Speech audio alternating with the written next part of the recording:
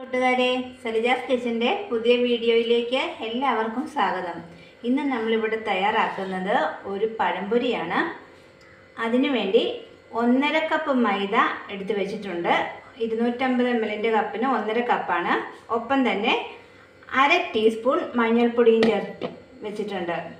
ഇനി അതിലേക്ക് 1/2 ടീസ്പൂൺ ഉപ്പും 1 ടീസ്പൂൺ എള്ളും 1 സ്പൂൺ പഞ്ചസാര, 1/4 ടീസ്പൂൺ ഏലക്കാപ്പൊടി, ഇത്രയും ചേർത്ത് നന്നായിട്ടൊന്ന് കലക്കിയെടുക്കണം.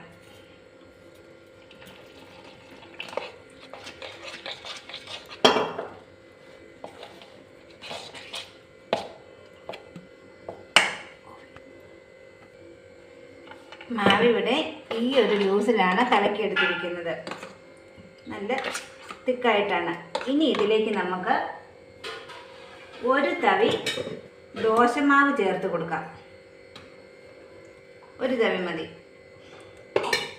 ഇതുകൂടെ ചേർത്ത് കഴിയുമ്പോഴാണ് പഴംപൊരി നല്ല പെർഫെക്റ്റായി കിട്ടുന്നത്. ഇനി ഇതും കൂടി നന്നായി ചേർത്തൊന്ന് മിക്സ് ചെയ്യാം.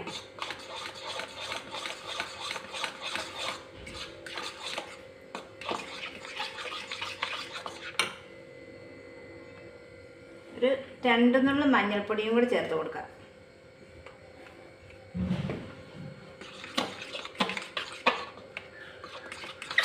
നമ്മളിവിടെ ബേക്കിംഗ് സോഡ ഒന്നും യൂസ് ചെയ്യുന്നില്ല.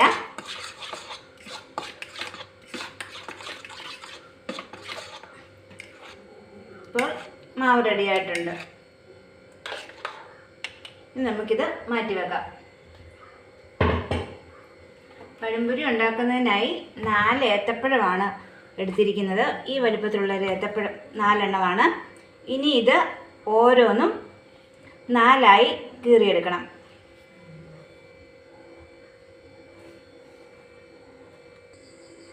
പഴം ഇവിടെ ഈ ഒരു രീതിക്കാണ് കീറിയെടുത്തിരിക്കുന്നത്. ഇനി നമുക്ക് ഇതൊന്ന് ഫ്രൈ ചെയ്തെടുക്കാം. ഒരു പാൻ അടുപ്പിൽ വെച്ച് എണ്ണ ഒഴിച്ച് നന്നായി ചൂടായിട്ടുണ്ട്. ഇനി നമുക്ക് ഈ ബാറ്ററിൽ ഈ പഴം ഒന്ന് മുക്കിയെടുക്കണം.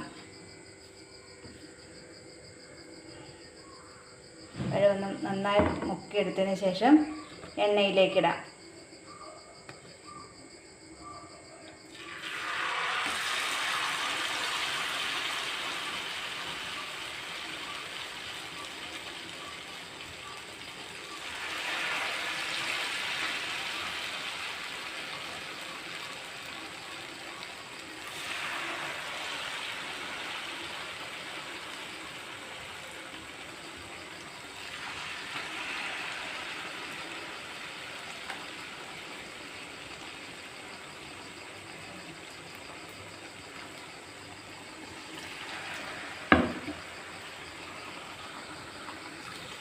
ഒരു സൈഡ് റെഡിയായെന്നാൽ ഇനി ഒന്ന് മറിച്ചിട്ട് കൊടുക്കണം.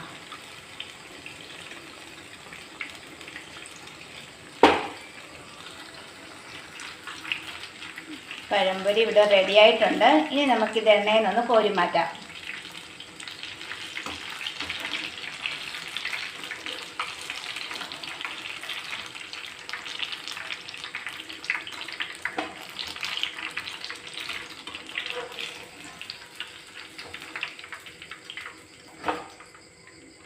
ബാക്കി പഴവും കൂടി ഇതുപോലെ ഫ്രൈ ചെയ്തെടുക്കാം. വീഡിയോ ഇഷ്ടമായാൽ എല്ലാവരും ലൈക്ക് ചെയ്യാനും ഷെയർ ചെയ്യാനും സബ്സ്ക്രൈബ് ചെയ്യാനും മറക്കല്ലേ. പുതിയ വീഡിയോയുമായി അടുത്ത ദിവസം വീണ്ടും കാണാം. എല്ലാവർക്കും താങ്ക് യു.